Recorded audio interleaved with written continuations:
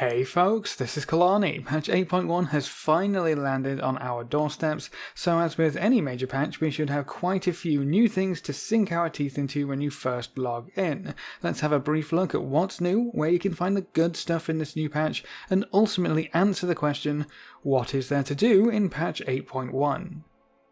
One of the new pieces of content that you'll get pushed to quite often is the new Warfarin. This time we're fighting over Darkshore, and there's an interesting little questline to introduce the Warfarin and the new max level zone. You can start that questline near your Warfront table for both the Horde and Alliance, and you get portaled down to the zone to work your way through the story. Quite a few major things happen which really set up that Warfront, but I'm not going to spoil any of that for you.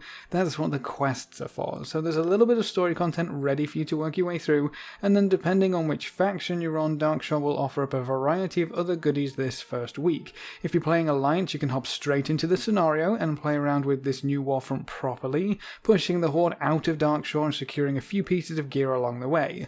Over on the Horde side, we control Darkshore right now. That means we have the new world boss to take on, which can drop 385 loot right to the tippy top here. That's Mythic raid loot that can come from this new world boss, so be sure to pick up your seals before you head out to chop him down to size, and you'll probably want to knock this one out on any ults you have as well. Free 385 loot is pretty crazy.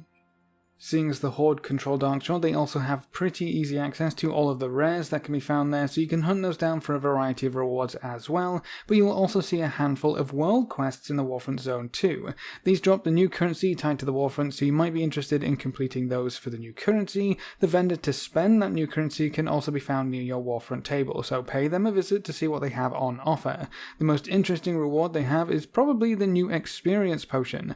I think the Alliance will be able to get the new currency from running the actual Warfront as well, so both sides should have a decent chance to collect up some badges. There's also a few new things to look into with island expeditions. There's 2 new island maps that can pop into the current rotation, so keep an eye out for those, and the islands themselves have changed quite a bit. Firstly, you shouldn't see quite as many trash mobs on the islands, but more specifically, you should find more packs of monsters together, rather than all being spread out all over the place. The second major change is that all rewards are now based off of the monsters that spawn on the island, and have absolutely nothing to do with how you actually complete the island anymore. So all you have to worry about is winning, and then you should have a decent chance to get some cool rewards. It's much simpler, incredibly straightforward, and arguably less interesting, but you should go check it out for yourself. There is a new weekly reward to entice you just a little bit to hop into islands once again, which will reward you with a treasure map. This map gives you a more lucrative follower mission which can reward 5,000 gold, 2,000 AP, or a handful of the new Titan Residuum currency. Ha, I said it right. I hope. There's actually quite a few more missions for the table in general too, so if you haven't kept your followers up to date, like I haven't, now might be a great time to get on that. There's also quite a few new world quests scattered around in addition to the stuff over in Darkshore, and some of our favourite world quests have also been given some new rewards. A prime example is all of the Tortollan world quests can now reward you with a Tortollan trader's stock, which can give you either a ring or a trinket. Some profession quests can now reward Expulsum to make gathering up some of that pesky material a little easier, and you should also keep an eye out for the new faction assaults, or incursions, or whatever they end up calling them in the end, which should start pretty soon I think. They're a localized collection of world quests, very much like the Legion invasions in Legion. If you see those pop up, I would head on over to see what it's all about. There's new rewards to be had, including some more Azurite Armor and a good chunk of rep, and if you're on War Mode servers, those areas will be a major hotspot for both factions, so you might actually have a chance to start some world PvP. But if you're more into the story of Battle for Azeroth and want to know where everything is heading on that front, you should be able to continue the war campaign on your war campaign boat. I believe a few chapters are available right now, so you can work your way through those, but the rest of the stuff leading up to the raid will unfold over the next few weeks. Over on the Horde side, you can find a questline on your boat which asks you to report to Sylvanas. That one will direct you through the quests which follow and develop Saurfang's story, including a few choices for you to make as a player, which is something kind of new and exciting, so there's a little more story for you if that's your sort of thing. If all you're interested in is looking pretty and collecting the best armor sets, well, there might be something in here for you as well. Both the Blood Elves and the Dwarves can start a questline which leads you to your very own heritage armor set.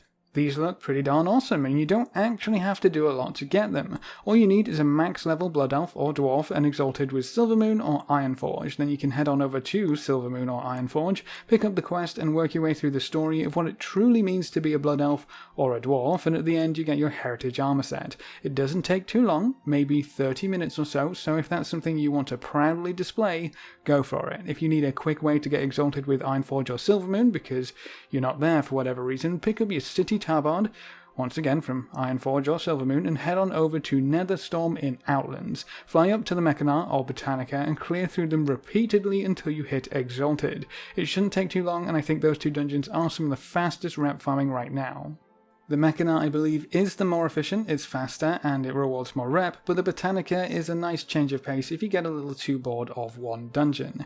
And there's another type of gear that I know you're all just dying to hear about. Yes, that's right, everyone's favourite head, shoulder, and chest pieces, Azurite Armor. Oh, wonderful Azurite Armor, which you can now buy from a vendor. These vendors are located with your reroll token, transmog, and Azurite reforging chaps, so they should be pretty easy to find. Obviously, that means taking a flight path for the Horde because Blizzard hates us, but over at that vendor you can buy 355, 370, and 385 random tokens for specific slots by using a new currency called Titan Residuum. I was so tempted to say resi-DOOM again, but I feel like the comment section would hunt me down. Residuum. We have some actual numbers to work with now too, and they're actually a little worse than what we originally thought. So the main source of this currency is your weekly Mythic plus cash. The reward scales exponentially up until a plus 10 key, apparently, and then continues at a slower pace from there. From the data I've gathered and from what other players have shared, right now you get 60 residuum from completing a plus 10 key in the previous week. Every level above a plus 10 will give you an extra 4 residuum in your cash. So plus 12 would give you 68, plus 15 would give you 80, and so forth and so on. I would actually love to know what key you did last week and how much residuum you got in your cash, because more data is more data. I would love to go lower on the spectrum and higher as well. So no matter what key you did, if you did a key last week and you got some residuum in your chest, please let me know what it was in the comments section below. Now, a random 385 token costs 165 residuum, which means it would take you 3 weeks of completing a plus 10 key to be able to afford one piece. Honestly, that's probably about right for what we were getting in our cash already, one piece of Azurite Armor about every 3 weeks. Many players might feel like 3 weeks is too long, but if you put in the time and effort to go higher than a plus 10, you can cut that down a little bit. But that's for random pieces. What if we want some specific Azurite gear? Well, you can buy that as well, at the highest item level point we have right now, but it costs quite a bit more. 675 residuum will allow you to buy whatever traits you want on whatever piece of gear. But 675 residuum will take you 12 weeks to earn while doing a plus 10 key every week. That seems like a very long time indeed. Thankfully, you can get residuum from some other places, mainly DEing or scrapping other Azurite armor. We have a few sources of this stuff now. Heroic and Mythic raids, daily emissaries, and even the new incursions can reward 370 or higher Azurite armor. I don't think anything below 370 is worth talking about because 370s will scrap into 12 residuum. If you go lower to 355s, it's only 3 residuum if the values from PTR carried over properly. That doesn't seem worth it unless you need some 355 gear in the first place. 385 scrap into 35 residuum, so if you get lucky now and then through your weekly clears of Uldir, you could save up quite a bit of residuum just from scrapping old gear.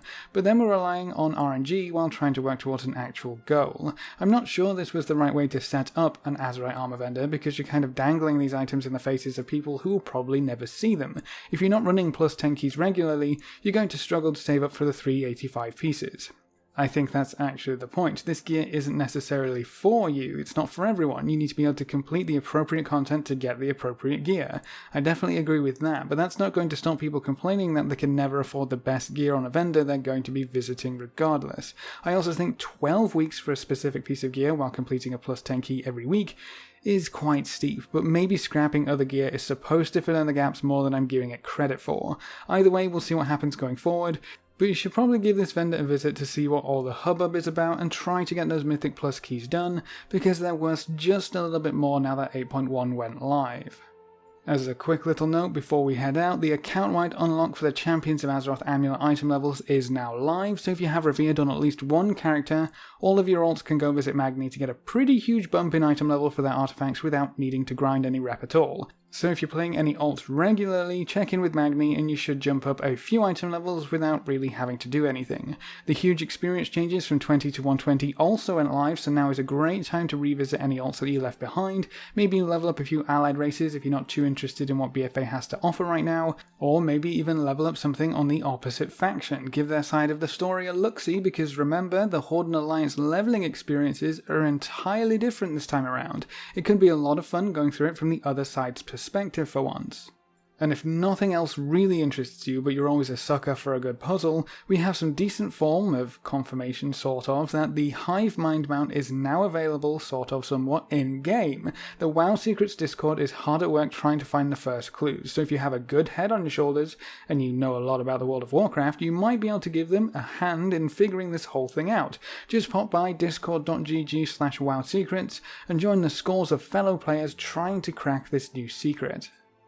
And then there's also some new profession stuff, changes to recipes and whatnot, some new cooking recipes which use Sangocell for personal food and new feasts, a new pet battle dungeon in Gnomeregon. I believe the chap to talk to for that is right outside Gnomer itself. There's a lot of new mounts to collect if you love to expand your stables, hunters have plenty of new pets to tame, and of course most classes were changed in one way or another. Honestly, there's a decent amount of content to get stuck into if you give it a chance. Sure, Warfarins aren't all that exciting after the first time, but there's at least some new rewards and currencies you can pick up along the way. Islands got a pretty bad start in BfA, but now they're a lot easier to understand and they've been streamlined quite a bit, and there's some extra incentive to run them with that treasure map thrown into the mix. World quests, hooray. Actually, I think world quests wouldn't be too bad if we still had some decent group finder add-ons, but Blizzard seems to have their head up the behinds when it comes to that discussion, but there is a little bit to do. Thankfully, we won't have to wait too much longer for another wave of content to come our way, though. Starting the week of the 22nd of January, Season 2 will begin. That brings a new raid, a new Mythic Plus affix, way more class changes most likely, and who knows what else. Hopefully you can keep yourself busy for now, or maybe even just go play another game if 8.1 really isn't got much to do for you. The winter event is active in Overwatch, and that's always a good bit of fun. But that's it for this video. Are you excited about any of the new stuff on offer in patch 8.1? What are you going to be spending your time with? How happy are you that I finally said resi-DOOM instead of resi-DOOM? Leave all your thoughts in the comments section below. A big thank you to all of our supporters over on Patreon. You can see their names floating by on screen. If you want to join these lovely guys and gals, you can find a link in the description below. Remember to leave a like just below the video before you leave, and if you want to see more, make sure to subscribe. But apart from that, thanks for watching folks, good luck and have fun, and as always, I will see you next time.